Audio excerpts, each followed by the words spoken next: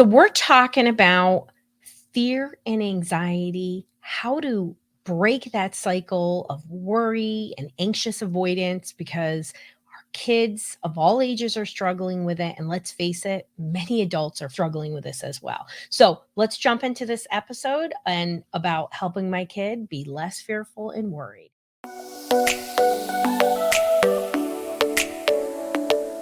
So, if you haven't heard me talk about fear, it is the number one reason that we make decisions. So, 70% of all of our 34,000 decisions we make in a day are to avoid something, and anxiety isn't as simple as that, but let's talk about what is anxiety versus worry, because we all experience worry, but anxiety, true clinical anxiety, is a persistent pattern of worry that is really getting in the way of life. And sometimes when we have kids who, live in good lives, have healthy homes, are safe, good quality food, we say to ourselves, how does my kid become anxious? Well, it happens pretty easily.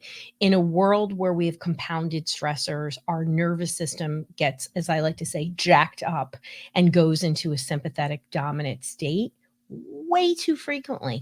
And once it's sort of in that rev state, once the cortisol's pushing and all those systems that support your autonomic nervous system, you're in that sympathetic state. It's really hard to get out of it. We do talk about these things in our parenting group. So if you're not in drroseanne.com/group, you can head over and join our free Facebook group where we're talking more about these things. But let's talk about the behavioral symptoms of anxiety. So we often think of anxiety as this thing where we're sitting around, chewing our nails. And for some people, it is that way, but it looks different. And we're going to talk about these behavioral symptoms because sometimes we think our ADD kids have ADD.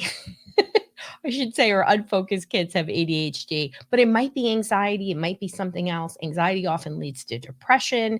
So you may not understand some of these other clinical issues really may have a root cause in anxiety. And that's why it's important to talk about the behaviors. And as I always encourage all of my parents to become parent detectives, you want to understand those behaviors so that we can better put the right types of treatment. We want to get to those root causes, but also you can give your kid the right kind of support. And we're going to talk about strategies.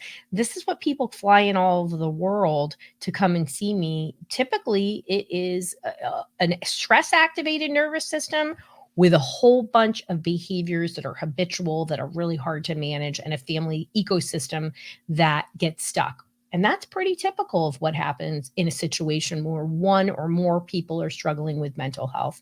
We don't have great information out there in the world and to empower parents to take action. And that's what all my work is about. So, and it's also what our new neurotastic brain formula is about. And if you don't know about it, please go to drroseanne.com/magnesium and learn about it, because I couldn't be more proud and excited.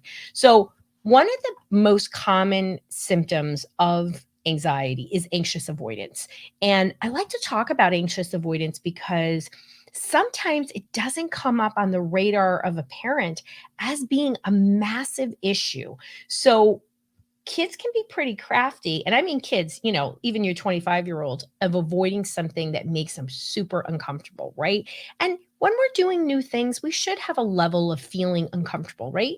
We push ourselves, right? I have had to do a lot of new things as I've, created this new supplement company, Neurotastic. And, there's been lots of times where I've had to stretch myself, and I do stretch myself quite a bit, and it feels a little uncomfortable, right?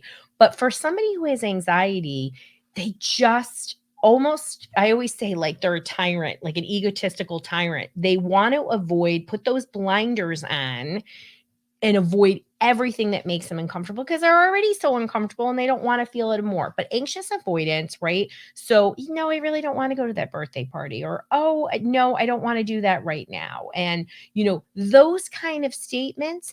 And maybe it makes sense, maybe it doesn't make sense, but avoidance is a real common sign of a deeper clinical issue, right? So being withdrawn.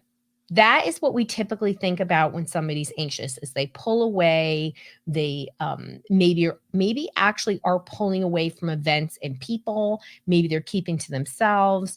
And please know there's nothing clinically wrong with somebody who's shy and an introvert. Some of my best friends are introverts. It's different when it's a clinical problem because it's getting in the way of things, right? It's getting in the way of going to school, it's getting in the way of getting a job or friendships. One of the top behavioral symptoms of anxiety that I feel that is often missed is psychosomatic symptoms, right? And it really is somatic, right? So our body is showing a response to stress. Number one, does anybody know what it is? Feel free to drop it in the comments. It's actually belly aches and gastrointestinal distress is the most common thing we see. You also can see sleep problems, headaches, physical pain, go chest pain, another real common one, weakness in the knees, just a whole bunch of different things related. And again, sometimes you might have a situational stressor that could be causing this for your child, but you want to look deeper if this is a consistent pattern. And it's really can be very sneaky, this anxiety and worry, right? At a later part of our Parenting Lifeline series, we're going to talk specifically about OCD. I almost, with OCD, and just to understand how that's related to anxiety, they are different. And anxiety is a persistent worry, but OCD is you are doing physical things, you exhibit behaviors to avoid a bad thing from happening. So you have a series of rituals around avoiding something. That is what OCD is. It's not just hand washing, people. That's a big myth. But often it starts with anxiety. My pandas people, it could start with infection. It doesn't have to have started with anxiety, but typically that it is. So we can see irritability, moodiness, anger. This is where people get red flagged as having a conduct disorder or oppositional defiant disorder, right? Oppositional defiant disorder is a behavior, people. Like, go back and listen to that episode. It could be, and most of my depressed people almost exclusively have anxiety started it is the nexus, and they basically just wear themselves out. Another common thing that we see in anxiety is excessive reassurance, right? So when you have an anxious kid, they might be like, what time's the bus getting here today? And you're like, let's get here at 7:53. I mean, come on, you know that. And then they're like, Mom, what time's the bus coming again? And you can start to see they're needing some more TLC attention. Something from you can be a sign that there's a need for worry. This is also seen very much in OCD. And be careful. We're going to talk about not falling into that trap. Low motivation, procrastination. So many kids with ADHD, mood disorders, autism, pathological demand avoidance, there can experience these symptoms as well. But sometimes when you're just so stressed out, I mean, I think we can recognize this as adults. We struggle with motivation. We pull back from things, right? So these are some of the most common things that I see, and I feel like we don't talk enough about it. Of course, focus and attention are often misdiagnosed as an ADHD problem when it really is clinical anxiety, fear-based, right? And fear can happen whether it's real or imagined. The brain knows no difference. And as I talked about those compounded stressors, that is way more likely to cause anxiety than family genetics of anxiety, right? What will happen in family ecosystems is family behaviors, right? So let's talk about managing fear, worry, and stress in ourselves. Hello. And our kids and our whole family, right? Because the number one thing we need to do as parents, this is my best tip, is to share your calm. And as my Papa Tony would always say, and you're going to hear me say, it's easy with the mouth, Rose. So it means it's hard to be regulated when you're around somebody who's dysregulated. But our kids regulate off of us. It's called co-regulation. And I think we all know this, and nobody's going to be perfect. So please don't expect yourself. Like, I hope every one of you is an imperfect parent, because I certainly am. And the moment we think that we have to be 100% on it, we're going to feel bad about ourselves, right? And that's not helpful for your child or yourself. So what we want to do is we want to prophylactically, right, in advance, proactively, we want to make sure that we are regulating our nervous system so that we're more prepared for our child that struggles with anxiety, pandas, whatever's going on. It's a lot easier, right, to be able to manage that and have a sharing of our calm versus a sharing of our own worry. I recently had a mom and a dad who are going to go down as one of the most anxious set of parents I've ever seen in my entire life. And the amount of accommodating of the behaviors was incredible. And they just couldn't see it. They just couldn't see that their daughter, and please know whenever I talk about things, I change the details to protect people's privacy, but this isn't so uncommon, but their level of anxiety was really uncommon. And I spent a lot of time saying, I'm really worried about you. I'm not worried about your kid. Your kid's doing much better. But they just accommodated this child's anxiety to a level that was extreme. And their whole life, their whole family system was set up to avoid their child getting upset, getting behavioral, right?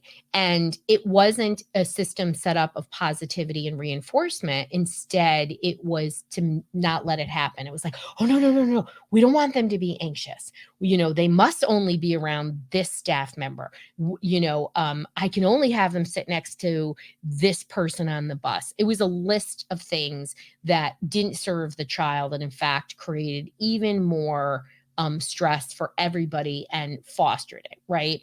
So, what are other things we should be doing when you have an anxious child? We want to look for those signs of avoidance, of reassurance, right? So, if you have a child who's avoiding certain tasks, right, it can become easy at times to see when a kid's like, hey, I'm not going to do it. But sometimes that avoidance can be pretty sneaky, right? That's my PMF going off, by the way. I have PMF on. But can be very sneaky, right? It could just sort of all of a sudden they develop a pattern of just not doing something and we allow it to happen, right? And we're going to talk about what to do about that. So don't get in the pattern of a logic thinking, don't get caught up in your child's illogical thinking. So sometimes the worry and fear sounds kind of logical, right? Maybe it started with something real. Anxiety tends to start with something real. OCD tends to be something completely illogical. But sometimes when a person is worried and they're talking to you, it may sound like they've got it together. You're getting into their irrational brain. But when fear takes over, it doesn't make sense. So, for example, let's say you had a situation where, one of the favorite stories I like to tell is, 20 plus years ago, I worked with somebody who got a really bad splinter and then developed first anxiety and then OCD. And so they started to avoid going to play escapes that had wood, right? Well, okay. Like my kid got bitten by a tick. I'm pretty scared when I go and, has at 22 months and has pans. I'm pretty nervous about going outside, right? I don't totally avoid it, but I definitely think twice and I have to be very prepared. It's a different story. It's not interfering with what I'm doing. But in this case of this child, the parents were like, of course you're allowed to avoid the actual playscapes, and then it morphed into OCD because they didn't help him to overcome that worry, right? I hope that's an aha moment, right? So it's a dance, right? And how do we not feed the worry, right? Because we don't want to feed the worry, right? So number one, we want to role model and teach frustration tolerance and coping skills. That's a tall order, right? How do you teach somebody to cope? So in the case of this young man who got this big splinter, is we want to say, wow, of course you're worried that you're going to get a splinter, but before you got the splinter, you were able to get out on, these play equipment. How did you do it? And you get them to think. And then it's like, okay, well, the other thing is we can put a time limit on things and say, well, you're going to go on that play equipment, What do you think? Do you think you can make it for 3 minutes or 5 minutes? What do you think you can do today?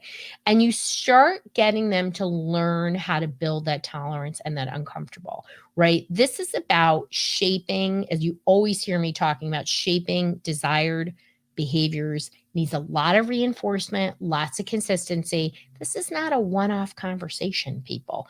This truly is going to take some time.